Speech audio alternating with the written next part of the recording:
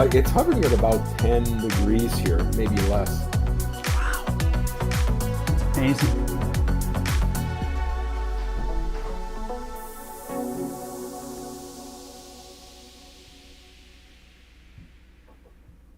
Well, the Prime Minister and Premiers have developed a plan to deal with the 25% tariffs President-elect Donald Trump is set to impose on all Canadian goods next week after he is sworn into office.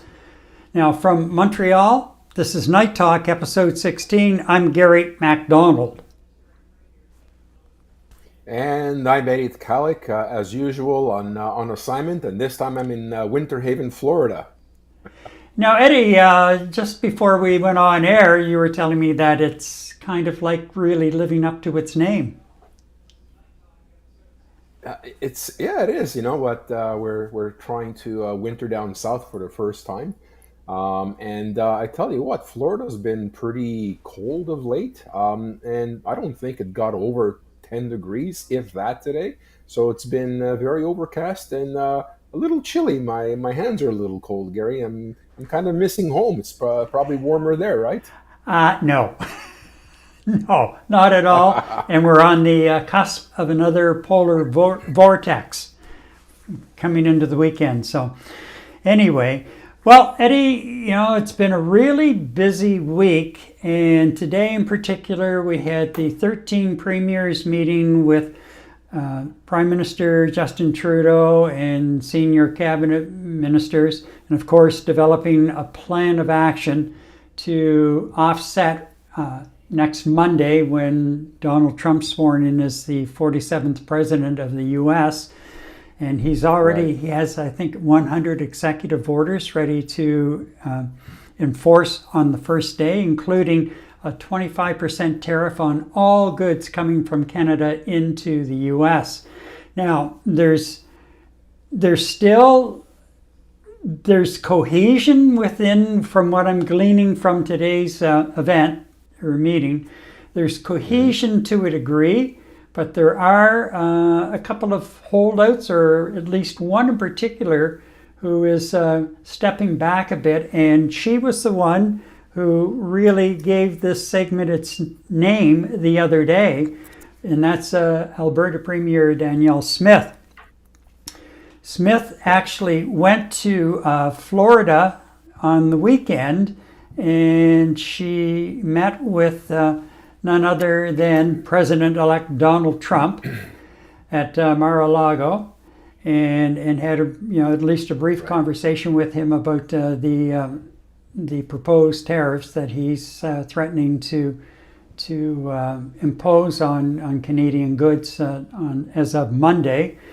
She was there with none other than Shark Tank celebrity, I guess, Kevin O'Leary, and I'm kind of scratching my head over that, but she explained it in a news conference on Monday that she actually went at the invitation of O'Leary, and she had a bit of a business relationship with O'Leary from back, I think it was in the fall. She was saying that he announced he was planning to build a $70 million, I think it was some kind of a data center or something like that, in Alberta. And then all of a sudden she gets the invitation to go to the Mar-a-Lago and meet with the U.S. President Trump, or President-elect Trump. And the other side of it is O'Leary seems to be quite open to some kind of at least economic union, if you will. And I heard somebody today float the idea of, similar to what the European Union has, with a, one currency and that kind of a financial arrangement. Frankly, I think Kevin O'Leary is in it for Kevin O'Leary. Full stop on that. Just in it for Kevin O'Leary. Exactly. Anyway, she's really concerned in the fact that there's a large amount of oil and gas that flows every day from Alberta into the U.S., and it's a huge chunk of change that we're talking about here. And she is somewhat concerned about the Fed stepping in and imposing some kind of a tax, energy tax, on any of that oil and gas going south of the border, which could, affect in the long run Alberta's economy as far as generating revenues. So she held a news conference on Monday, and you could tell she was fighting some kind of cold or the flu or whatever. But I'll give her full marks. She went probably about 40 or 45 minutes answering questions after giving a brief statement. And here is some of what she said. I think we need to be prepared that tariffs are coming. That seems to me to that the I mean I think we've all seen the biggest irritant to the United States are trade deficits, which they believe they have. I don't actually believe they have a trade deficit. When you take out energy, we actually buy more goods and services from the US than they buy from us. I'm happy to make this national bank report available to anyone who wants it, that shows we actually have $58 billion in a trade deficit with the Americans when you take energy out. I'm very concerned about a leadership vacuum. That's why I've been calling for an immediate election, because we need somebody at the table who is able to engage with the administration saying, you got a 4-year mandate, I got a 4-year mandate, let's deal. And we don't have that right now. And what I'm hoping is that we don't damage the relationship in these final few months before we have an election. So I'm beginning my own conversations with the US administration. I hope that we're able to get past these immediate problems, but I think we've got such a solid base to start on. But there is no question it would be far better if we had an immediate election, so that we had whoever it was at the table able to have that strong 4-year mandate. She makes a really good point on Yeah. that part of it, in the fact that we're looking at the Liberal leadership race, and we'll get into that in our next segment. But again, Trudeau was so selfish in a lot of ways, including leaving us as a country in a lurch like this, because the new leader of the Liberal Party will be announced March 9th. They're going back to the House. Well, maybe not. The new leader may just go to the Governor General and say, let's go for an election and get the mandate. Yeah. Or could go in, deliver a throne speech, and of course the Conservatives, and I'm sure the NDP and the Bloc will join them in moving a non-confidence motion and defeating the new government. Now, I heard somebody today say, well, that might be a good thing for whoever the new Liberal leader is, because instead of going straight out into an election without having a chance to at least lay out a vision in the House through a throne speech, would work against them. If they go into the House, they lay out their vision in a throne speech, and it's defeated, that's a foundation for them to go out and start explaining the vision to Canadians, and maybe turn this part of their campaign. Yeah, and maybe plug the holes in the sinking ship, and who knows, pull it out, pull that long shot win out. So it's there's been a real leadership vacuum since a week ago Monday, when Trudeau announced he was going to step away. And you have Alberta Premier Danielle Smith and Ontario Premier Doug Ford, who right now is the chair of the Federation of Premier Council, or the Federation of Councils, or the Council Federation, whatever it's called. It's can't get it off the top of my head. But all of the premiers, the 13 premiers. And he's been out in front as well. Now, he's differing slightly from Smith in the fact that he's gung ho to slap tariffs on energy going south of the border. I mean, he's come out and said, yeah, let's just cut it off altogether, which is, Yeah. it's easy to say, but it's a little more difficult because of agreements and everything that are in place to do. And then out of nowhere, the other day I was sitting here thinking, where is Francois Legault? Haven't heard anything from him of late. And today he comes out with an op-ed piece in a paper in the U.S. and says, the U.S. is benefiting, especially the East Coast, the Northeast, from cheap, reliable Quebec power which is lighting and heating buildings like the Trump building in New York City. And if that And isn't, power. Right? pulling the pin, And power. throwing the grenade right into the right into home, what is? I had to give him full marks for that. And we were talking beforehand, and you were saying much the same thing. Yeah, absolutely. I mean, at the beginning of what you were saying, we're in this pickle right now because of selfish, egotistical reason as to why Mr. Trudeau didn't step down when he should have, and we're in this pickle we are right now. And you're right. Just before coming on live on the show, we were speaking about something that we have lacked in our leadership in terms of our Prime Minister of Canada, and sometimes even our provincial and our leaders of our provinces. Excuse me. They just don't seem to get tough when they need to. So when tough gets going, a lot of times they just simply disappear. And there's a lot of people that are coming up to bat, both in power today in Canada and former premiers and the prime ministers of our country. Um, and you look at Mr. Ford. I mean, he put up his fists right off the bat as soon as Mr. Trump proposed the 25% tariff on our goods coming out of Canada, and he immediately started talking about hydro and how dependent the United States are on Ontario's hydro that's sent down to the northern states. And today, as you said, Mr. Legault, you know what?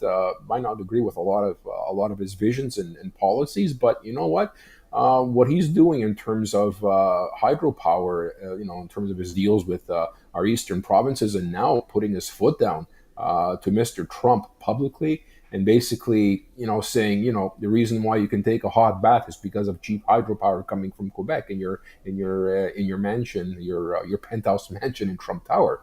And then you're also looking at our former prime minister, Mr. Chrétien. I know we're going to get into this later on. He basically put his foot down and wasn't going to take any crap from Mr. Trump, really, in terms of what he was saying.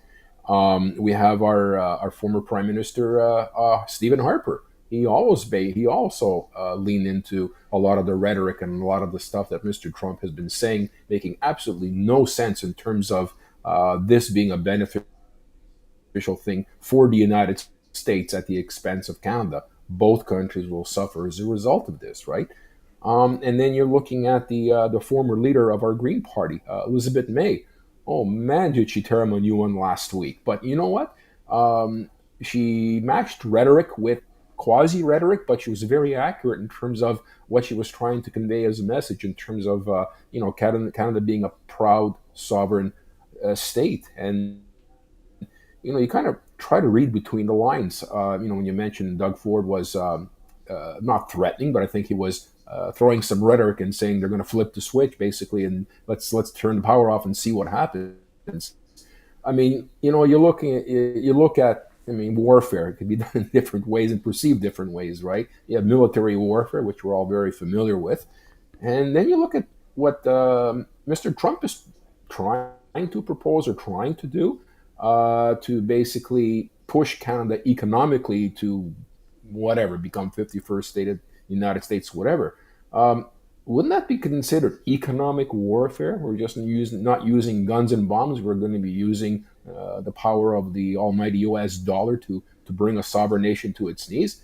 I mean, a lot of scholars worldwide can look at this and declare this as an economic war against a sovereign country of Canada. So there's different opinions from all over the place depending on who you talk to and where they come from, and have they lived in Canada, have they not lived in Canada. So it's really becoming a cesspool of just bombs being lobbed back and forth. But I'm very proud that our leaders are taking a stand to some of the things that are being suggested by Mr. Trump. Except, I'm sorry to say, Mr. Trudeau.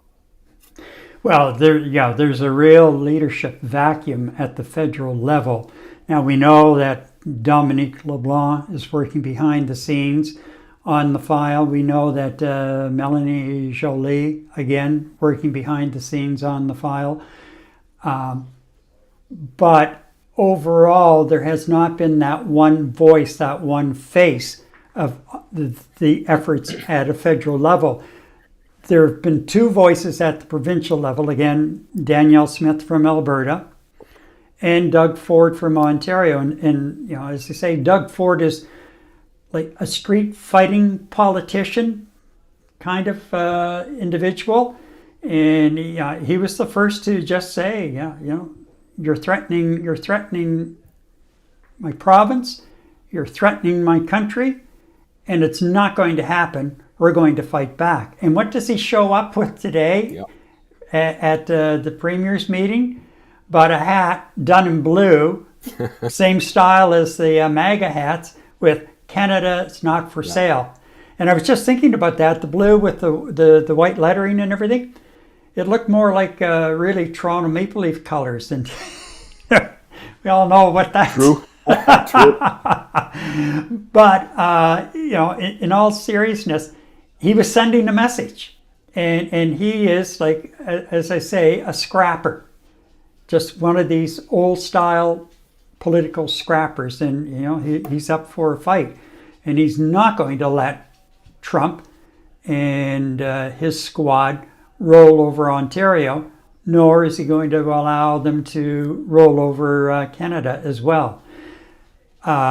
Smith is taking a slightly less aggressive tone. Saskatchewan Premier Scott Moe today, I watched him briefly following the meeting. He's taking somewhat of a, low-key approach to it. He's backing the country, but he's still concerned about the energy, potential energy taxes and taxes on potash, that kind of thing. Newfoundland, Newfoundland Premier. Oh my God, his name just escapes me. I can see his face. It'll come to me. He was on today. He says, I know that it could create some issues, but he's on board. So you have the rest of them coming on, but there's still no real leadership being shown by Trudeau. And you know what? He's still getting paid. He's not finished yet. He does not step down as prime minister until the new leader is chosen. So he still has like 6 weeks, a little more than 6 weeks maybe, and he has a job to do. Frankly, I don't see him doing that job at the moment, and we still have that vacuum. Yeah, I mean, quite frankly, you know what? If he wants some sort of a legacy to follow him out of his tenure as Prime Minister of Canada, a good legacy, you know what? He's got a few weeks left to go, 6 weeks to 7 weeks, before he inevitably hands over the reins to his successor of the Liberal Party. You know what? It would have been a great opportunity for him to be leading the charge of the 13 ministers of our provinces and territories, taking the actual lead on this. Even though Mr. Ford is the chair of this particular committee of Team Canada, he should be a lot more upfront in terms of face social media, or whether it's news media, paper media, internet, or even our networks. He should be at the forefront, leading the rest of the team, and he seems to be taking a back foot on this approach where he's letting everybody else lead this. And Gary, you're absolutely right. He is the Prime Minister of Canada until he's not. And I think he should show some mettle and true leadership in terms of driving Team Canada and oppose and make the life of Team USA miserable in terms of their venture or whatever they're trying to accomplish through this 25% tariff on our goods here, and he's just not doing it. Maybe it's just Gary. Maybe it's his personality to be passive like this when the going really gets tough. I really don't know. Yeah, I'm disappointed. I'm rooting for him to do the right thing, but with every passing day and it's already a week after he announced his resignation. It's almost like Aor from Winnie the Pooh. Oh, woe is me type of thing. Yeah. And Yeah. that's not the time for this now. He's got to stand up and stand up for the country. He's just I've not doing it yet. So I have two more clips to play, and then I'm going to throw, as we were talking, something else that came to mind, another little twist into it. But here's Doug Ford last week at a news conference where he was pitching, in amongst all of this, he was pitching Canadian American approach to mining and metals and coming together. So, but when he was asked about the whole situation, here's what he said. We have to use all the tools possible when our country's under attack economically, when our province is under attack economically. You just don't roll over. Maybe I come from a different school. I believe in negotiating through strength, not weakness. Negotiating through strength, not weakness. Says it all. And now, one other clip from Danielle Smith from the news conference the other day where she was laying out Alberta's position. Yesterday, Foreign Affairs Minister Melanie Joly talked about, she was asked specifically if in negotiations with Trump, Canada would consider an energy embargo on the United States. And I want to, as leverage, what do you think? What do you make of what she said? Well, first of all, it's oil and gas that's owned by the provinces, principally Alberta, and we won't stand for that. And you should never, ever threaten something you cannot do. And I would encourage the minister to look at a map of where Line 5 goes. Line 5 comes down through Michigan to get to Sarnia. And then that feeds the bulk of the supply needed for Ontario and connects with Line 9, which feeds the bulk of the product needed for Quebec. And so if you cut off that line, you are cutting off Ontario and Quebec. So I would encourage the ministers to either understand how our integrated pipeline system works and start looking at ways that we would be able to practically respond, because there's no point in making empty threats that cannot be executed on. So there are other things I'm sure that that we'll all talk about collectively, but let's just remember how integrated our markets are with the Enbridge system, the TC Energy system, that we have a product going back and forth across the border every single day. And we cannot do anything that harms Canadians in such a substantial way. So I just don't take that as a credible threat. I'm sure that the US administration won't either. So we should talk about things that we actually can do as opposed to empty threats. I think sometimes we're too nice. Way too nice. yeah, yeah. So let me Well, you throw. kind of see, you kind of Go ahead. Yeah, and I was just saying, I mean, listening to that clip, you kind of see her trying to veer towards a more aggressive approach. And just before she gets to that point, she kind of go back on the diplomatic side of it in terms of, Yeah. being the negotiating type and let's work together. And I think on a second occasion, she veered back to being a little bit more protective. And then she veered back and let's work as a team and so on and so forth. And you know what? I think she's sending out a subtle message that she's not going to be messed with. A. B, she's sending a subtle message to Ottawa and basically saying, I'm somebody to be reckoned with, right? And then her visit down to Florida, it also clearly demonstrates to Ottawa that she's got the best interest of her constituents in Alberta. And I think she firmly believes that whatever she's doing in Alberta is going to be beneficial for Canada, regardless of what she ends up negotiating from a state to state level with the United States in terms of power and how often are they going to turn the pipelines off? Yes or no? Who knows? But I think she was very very clear that she's someone that's going to have to be reckoned with by the American government and also our premiers in our provinces. She's clearly sending a message, just like Mr. Ford did. So, coming back around to that vacuum of leadership at the federal level, let me throw this in. Aside from Conservative leader Pierre Poilievre suggesting that Canada is not for sale at one point, aside from NDP leader Jagmeet Singh suggesting, pretty much the same thing, and I'm not sure about Yves-François Blanchet. I haven't really heard a lot from him other than he stood up for Quebec and Canada, and I was really quite pleasantly surprised to hear Quebec and Canada. But really, the three of them, and Elizabeth May did, with her statement, and it was pretty hard hitting, no question.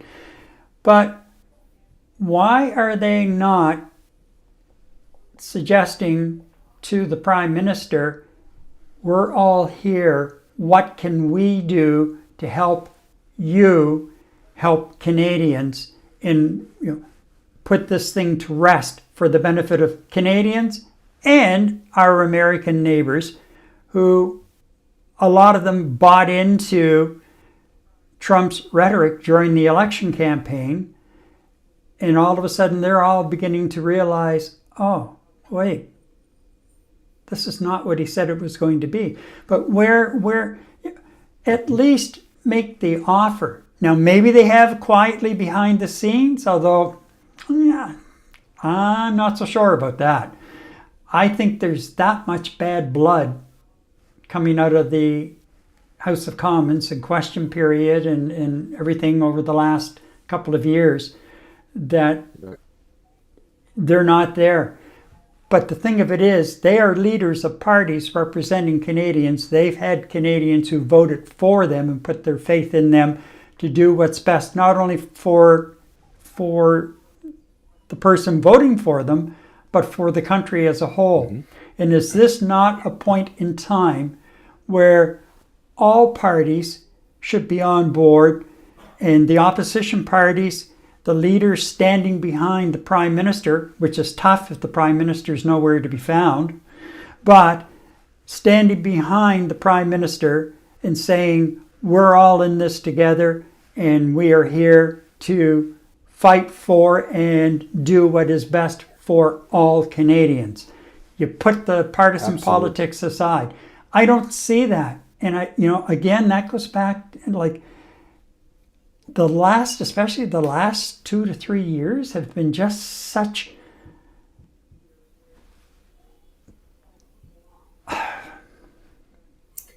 Well, Gary, it's not just I'm at a loss for words. Like it's just been so ugly, partisan. I guess. Yeah. Just pure absolute partisan politics without any regard for the country that actually put you in power. And you're absolutely right. I would have expected, I mean, you and I both talked about this, about Poilievre. This is an election for his to lose, either by some of the stupid rhetoric that comes out of his mouth during question period, or during media scrums. Um, but even saying, all they seem to be doing of late, they're just, I don't know if they're, like vulture circling a carcass on the ground someplace, where every opportunity they get, they'll continue to speak policy, and just continue pecking on a wounded animal on the ground, which is Mr. Trudeau right now. I'm sorry, I agree with you 100%. This is not time for this. This is time to rally the troops, rally with the team, and work bipartisan, and do what's best. Do what's best for this country. And like I was saying, the divisions we seem to be forming up here in terms of our government parties and our government leaders, our Canadian leaders. They just don't like to play together, and there's really not a good reason for it. It's all about partisan politics, and it's pretty much the same thing in the United States over the last 10 to 12 years. It's all about partisanship, and what's best for the party and what's best for the pocket and whatever else. And we're also seeing a lot of this happening in a lot of European countries. So I really hope this is just a horrible trend that at some point is going to peter out. But since you and I here are talking about the well-being of you and I and Canadians, Poiliev, Singh, stop flying around like darn buzzards. Think about the country. Do what's the right thing for the country, and support the prime minister, even if he's down and kicked about a little. Give him the support he needs, because look, the premiers of the provinces across the country need that type of leadership as well. And I think quite honestly, what we seen in the clips you've shown here in terms of Danielle Smith and Ford and even Mr. Legault. You know what? If the federal government is not going to put on its big boy pants and do something and take a position, you know what? I'm really happy to see that the premiers are doing exactly that. And shame on the federal government, shame on our federal leaders for not doing what they're supposed to be doing at a very critical time in our history, as a matter of fact, right? Yeah, absolutely. Absolutely.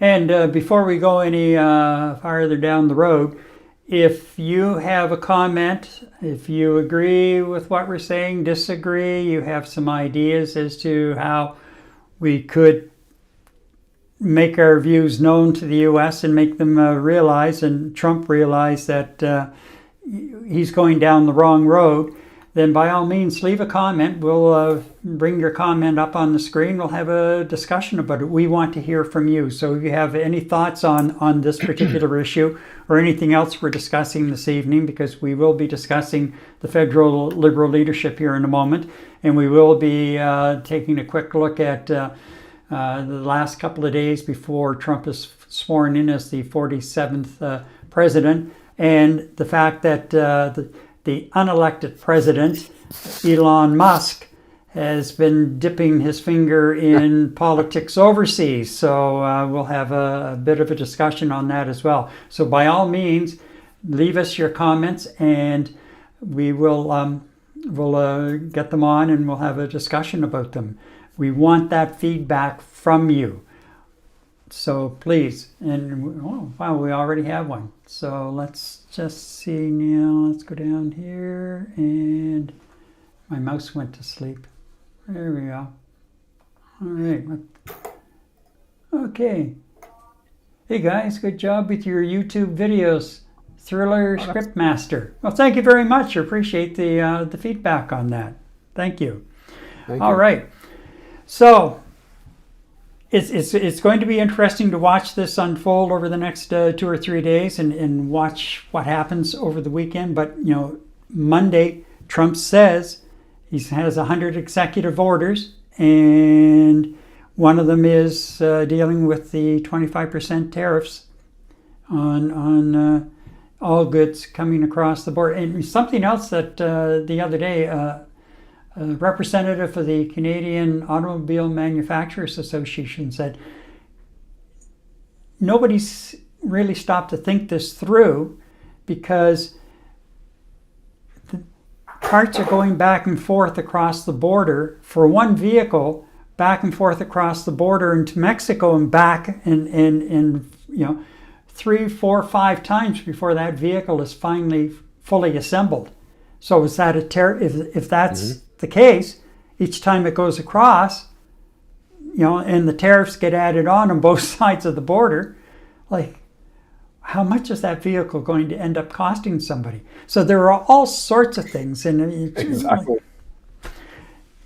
I don't know. Like, anyways, 4 years of this. So let's switch gears, and again, by all means, if you have a comment, type it into the live chat on YouTube, or if you're watching on Facebook, just into the regular comment section will pop up. We'll by all means bring it up, and we'll have a discussion about it. Well, the field of hopefuls for the federal Liberal leadership has narrowed somewhat in the last couple of days. Cabinet ministers François-Philippe Champagne, Melanie Joly, and Dominique LeBlanc, all thought to be contenders, have said no thanks. And Dominique LeBlanc was the first out of the gate last week to say no thanks, that he's focused on the job at hand because he's handling the U.S. relations file. Joly said the same thing the other day when she finally said no, and Champagne said the same thing as well, that their focus is on what they can do and what's best for the country overall. And after a bit of a misstep last week, former BC Premier Christy Clark said she's out. Former Finance Minister and Deputy Prime Minister Chrystia Freeland is expected to announce by Monday, while former Bank of Canada and England Governor Mark Carney will officially launch his campaign tomorrow. Nova Scotia MP Jaime Batiste says he's in, as is Ottawa MP Chandra Ara. Former Quebec MP and businessman Frank Baylis says he's offering. Government House Leader Karina Gould is said to be considering, as is Natural Resources Minister Jonathan Wilkinson. Well, it's quite a lineup, and already some heavy hitters are out, and a couple of people who are in, but do they have the resources to be able to raise the $350,000 entry fee? Not to mention, there are estimates saying that it could cost up to $5 million as on top of that $350,000 entry fee to travel back and forth across the country and try and win in a very short time span, try to win the number of votes required to emerge as the leader of the Liberal Party. It's going to be a real horse race in a whole lot of Go ways. ahead, say it. Yeah. Now, Carney was on Jon Stewart the other night, and Yes. he really broke the mold as far as a tight-assed banker type is concerned. He actually showed he had some personality. Justin Trudeau was on MSNBC and CNN last week when he was in the U.S. And apparently for MSNBC, his office called them and said, look, the Prime Minister is available. Do you want him? Mm-hmm. So he's out, and I know what he was doing. He was trying to play to the Americans and say, you know what, Canada's not for sale. And that's fine. But he has yet to really sit down. Aside from today, he took questions at the end of the meeting with the premiers. But up to that point, he had not really taken any amount of questions, 4 or 5 questions when he announced his resignation. And then you have Carney going down, and everybody is talking about Carney's appearance the other night and how well he did and how personable he was. And he's made it very clear that I'm an outsider. Well, Mark, that might be a little bit of a stretch, considering you accepted a position to be an economic advisor to the federal government, well, actually the Liberal Party and Justin Trudeau. And Trudeau had his eyes on you On paper. to replace Freeland when he cut her loose. So I don't really think you're that much of an outsider. You might want to just stay away from that. And then Christy Clark, I don't know if you heard what happened last week to Christy Clark.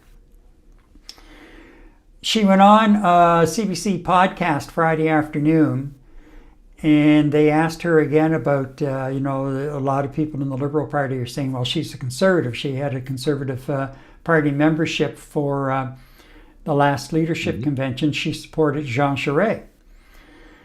And she did say that she favored Jean Charest initially, and that she had no use for Poilievre at all. And then the host of the program pulls out lays it all out that you did have a Conservative Party membership, and wanted to know if she received a ballot to vote. And Clark kind of danced around it. And while this was all going on, the Stephen Harper's former campaign manager tweeted out on X a copy of the membership for Christy Clark, and the CBC had dug through and found a piece of video where she said she had joined the Conservative Party and was endorsing Charest over Poilievre because she felt Charest was the person for the job. Anyway, she put out a message on social media over the weekend that sometimes happens, and she misspoke and blah blah. And then the other day she came out yesterday, I think it was, and said, no, I'm out for a number of reasons, including the fact that my French is not that great at the moment. Right. And that's true, because very early on, it was before she even said she was considering a run, she was taking French lessons here in Quebec, spent a large chunk of the summer here in Quebec taking French lessons. And she said, I'm still not at a point where I could really carry on a conversation. And I know what she's saying, because I've struggled with my French lessons that I was taking over the last number of months. So I get it. I think Quebec is very important to elections, Oh, big time, big time. So at least she left. It's kind of cloud. It's too bad she left under a cloud of controversy and questions. So we're down to what, really the two front runners. Wilkinson, I don't think you're going to see him go. Karina Gould, I don't know. She's in her late 30s, I think. She's that young House leader, right? Yeah. And I've watched her in question period, and she handles herself well. She does a really good job, and she's very soft spoken, very low key. Poilievre can be just, and she just stands up, and it's just so calming in a lot of ways. And she makes her point and sits down. So I don't know. If she's going to jump in, $350,000. That's a fair chunk of change to put on the table right away, not counting, what it's going to cost to actually travel across the country in a very short span of time to try and get the number of votes to win the leadership. She might be better off sitting this one out, building her skills a little more and her profile more within the party and within the country and in the House, and the next trip around, take a go at it, because she'll still be more than young enough to do just that. So Freeland. Well, it's interesting. It's interesting you say that too. Because do you think that our country might be looking for a little more gray hair in our candidates. And what I'm saying, that I'm not saying that facetiously, but looking for more experience and more maturity and more well-rounded people who've been around the world in terms of education, understanding of what's going on in the world, and so on and so forth.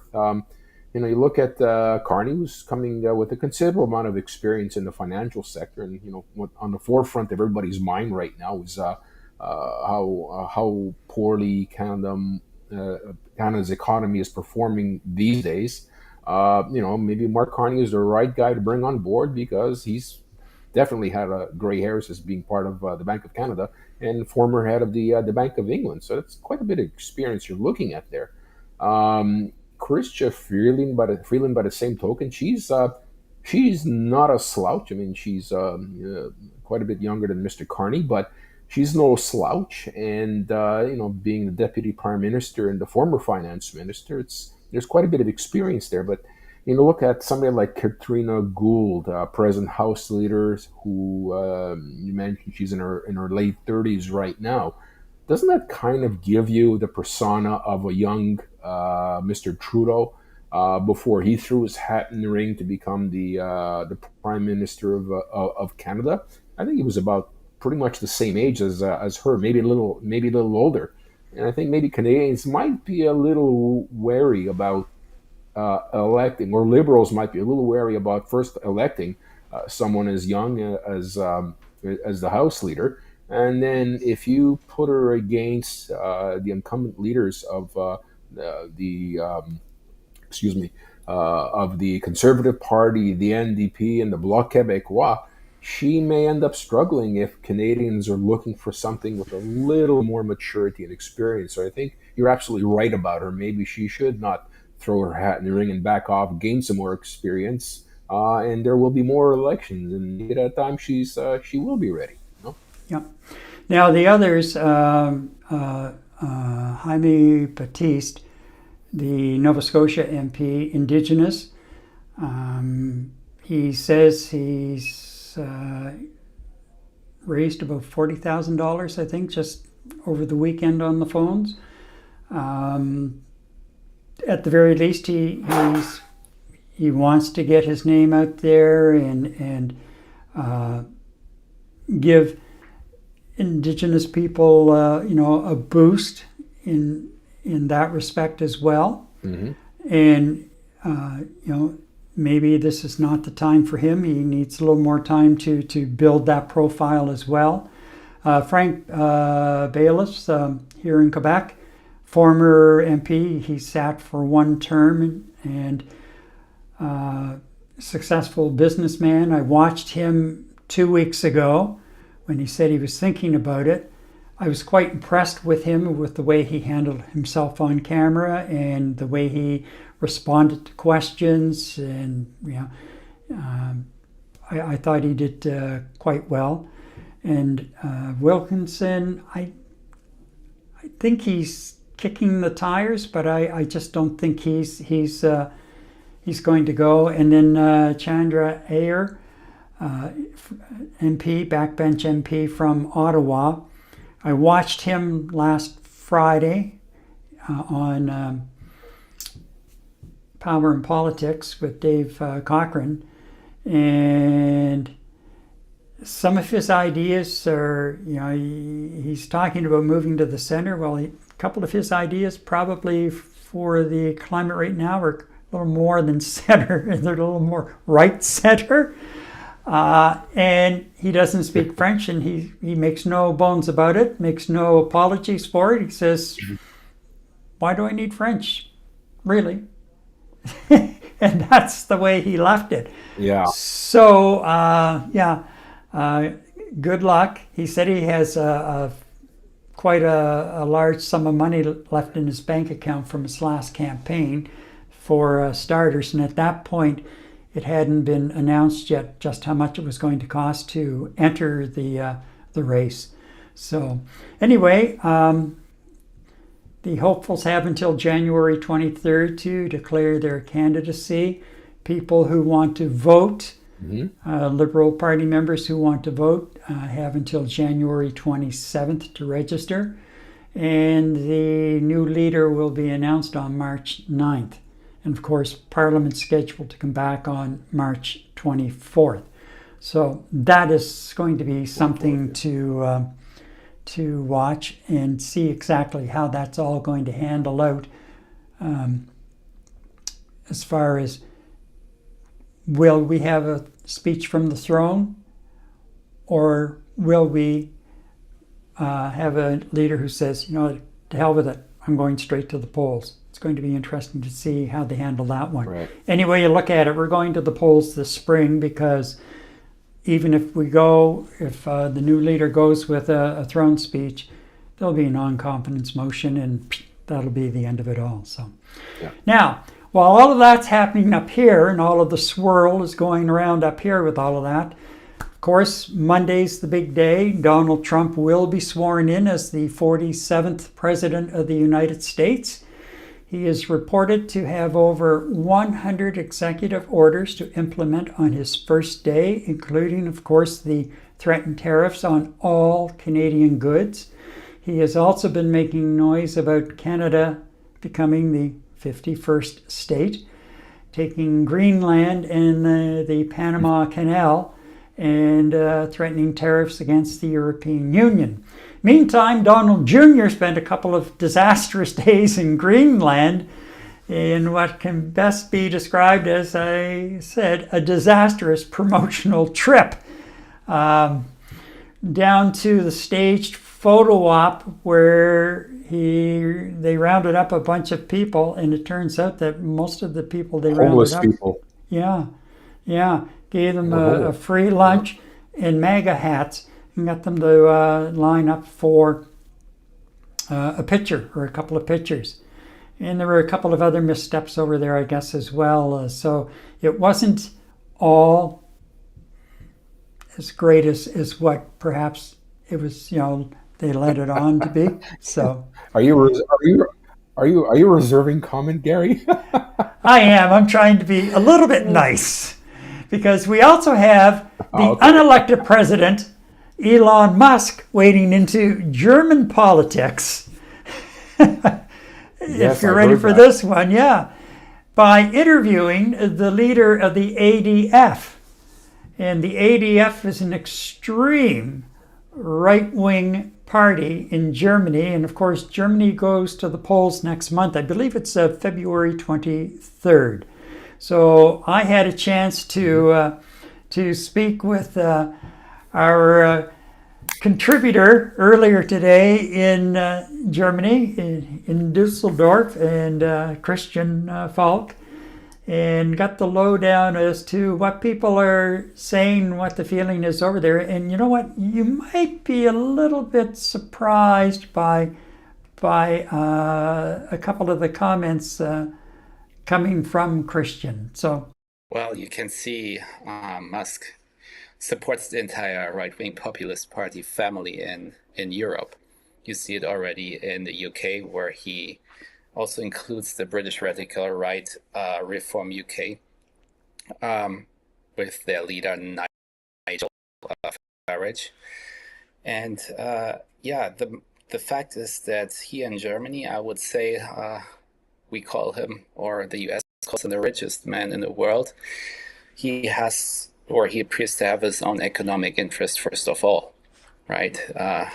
Secondly, Tesla is well established here in Germany with their production sites. And of course, there is not only political interest as a supporter of Trump or his advisor, but also a big economic interest.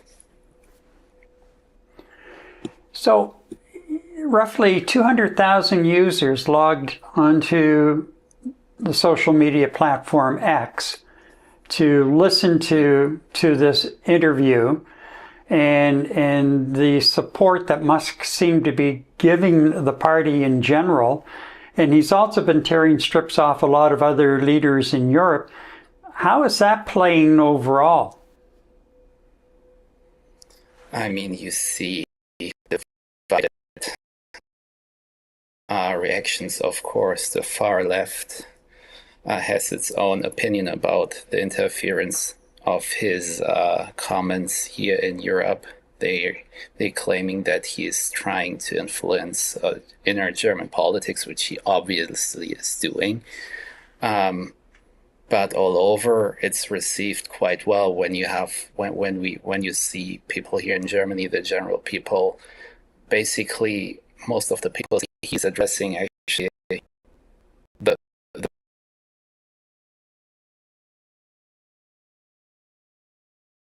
problems having here. I mean, it's always from the outside. It's from other countries' perspective. It's difficult to evaluate the situation, but he has a lot of supporters. When you looked at this at the interview itself, I'm not saying that everything is right what he has said. He's just supporting actually the same programs which you see all over the world. Look at Italy, look at the US, or the far-right party here in Germany. They're all speaking the same language. They're all having the same narrative. From that perspective, yeah, on the side of the far rights, yeah, he got a lot of support. We don't need to discuss about the things I would say, what he said about Hitler or what Alice Weidel said about Hitler. I mean, that's a discussion on another complete other level. But yeah, he hit actually the feelings, or he addressed actually the right feelings of most of the people here in Germany. Now, the AfD is running in second place, if I'm not mistaken. Yes. Does it really have a chance of forming a government in the elections next month? At the moment, the only way that they really form, I mean, the constitution here in Germany is quite different to the one in the US or in Canada. Here you have to have like a majority of the votes, or you partner up with one of the other parties. Yeah, but the problem is, in that case, they would need to have the full, how shall I say, they would have to have the majority votes in order to be the leading party here in Germany, or they team up. But at the moment, there is no real, how do you say, like a conclusion between two parties, like trying to get with the AfD into the elections here, forming up a coalition. All right. Now, the party has also been under surveillance by the German Domestic Intelligence Agency because of its hardline stances against things like immigration and Islam. Do you feel that, or is there a consensus within the country that the party is somewhat of a threat in that respect? Well, those kind of allegations came all the time, but in the end, it is the people. What is the narrative of the people of Germany wanting to hear and to see? You know, of course, there's always a fear that we could go back to the 30s, 40s. Here we have a history, and everyone is actually quite, how do you say, quite. Everyone is quite stressed about the fact that radicalization can take place. So of course there's always like people investigating in this kind of direction, but it's more like a kind of it needs to be done. It needs to be shown to the world that we care. Yeah. But looking into the UK, looking in Italy and all the other places, it's already taking place. So it's like a drop on the hot stone, you know. They will continue with their policies. And what is we're just days away now from the inauguration of President Donald Trump and his sidekick Elon. What's the feeling now as time moves along and you know, we've witnessed Donald Jr. going to Greenland for a day or two. Trump stepping up the pressure and threatening military action in Panama over the Panama Canal, and really pushing more and more to the script of annexing Canada as the 51st state. Is there a sense of beyond chaos? Is there a sense of fear maybe building within Germany, within Europe in general? I would say that, I mean, to start with, even during the Joe Biden administration, the Trump's protectionist America First policy was never really off the table, right? Starting with the Inflation Reduction Act brought many advantages to US companies, but it's another story. But that was really never taken back by the current administration. So for European parties, like looking now again on this kind of US first, and what does it mean for us, because we're expecting that Trump will get more and more aggressive, and it's time now for the European countries to diversify in all kind of aspects, let it be trade partnerships or the defense, which we have to say we didn't pay enough attention over the past 10, 20, 30 years. It was even said by Obama already that Europe needs to be stronger or independent in their own defense system. And again, we were lazy and we relied too much on the US. So there is still a lot of, how do you say, dependence, but European countries, they're now reevaluating also their, let's put it like this, partnerships, for example, with China, or in our European economic market, like what are the intertrade relations between all the countries here inside Europe, instead of being too dependent on the US, And that's related to Trump's threats of tariffs against the European Union, as well as he's threatened Canada and Mexico. Exactly. It's exactly this, yeah. In terms on the threats of Greenland and Panama, I mean, let's see, it was a nice story for last week. Let's see what is coming next week in the news, yeah. But this is the reality we have to live for the next 4 years. All right, Christian, thanks very much. Appreciate you taking the time out to update us on what's happening in Europe and the feelings in Europe with the inauguration of Donald Trump just days away now. Thank you. I think he wore that hat just for you, Eddie. I was going to ask you that question. Is he trying to get Canadian citizenship and putting the Montreal Canadiens cap on for prosperity's sake, or did he do that for me? What a nice guy! But wow, you know what? It was great listening to him. He makes so much sense in terms of what the Europeans are going to have to contend with, just like we're going to have to contend with for the next 4 years, right? And the writing was on the wall. He went back as far as to quote Obama. So yes. Somebody smelled it back then, and maybe they didn't take it seriously enough to put Plan B into place. But I guess they're scampering now to catch up, just like we are. Yep, and with so many countries involved, I mean, we only have 3 or 4 parties involved in 13 premiers, and look at the problems we're having in trying to get a fully united front. Can you imagine what it's going to be like over there? And there's no question Trump will turn his attention to them once he's finished, playing cat and mouse with the rest of us. So with that, I guess it's time for us to wrap for this week. And I want to thank, we have some thumbs up. So thank you for the likes, because we would really appreciate you liking and sharing, and of course subscribing to our channel. It's growing slowly but surely, and every time you like, subscribe, or share, it helps that much more with the growth of the channel. And we really do want your comments. So if you're watching this later, please leave a comment below and let us know exactly what you're thinking. And, we can respond to them there, depending on the issues on the next show.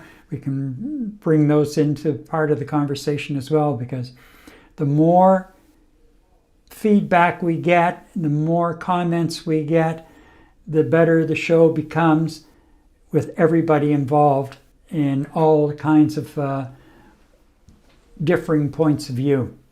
Nothing like a great discussion. Just think about Saturday morning coffees or Saturday afternoon beer or two, and the great discussions that we do have overall. So with that, Night Talk returns in 7 days. Eddie? Good night, everybody, and I don't know where I'll be next week. Okay, well, maybe we should do a contest. Guess where Eddie's going to be. Anyway, well, we'll hook up, that's for sure, and we'll be in touch in the meantime. And from Montreal, good night.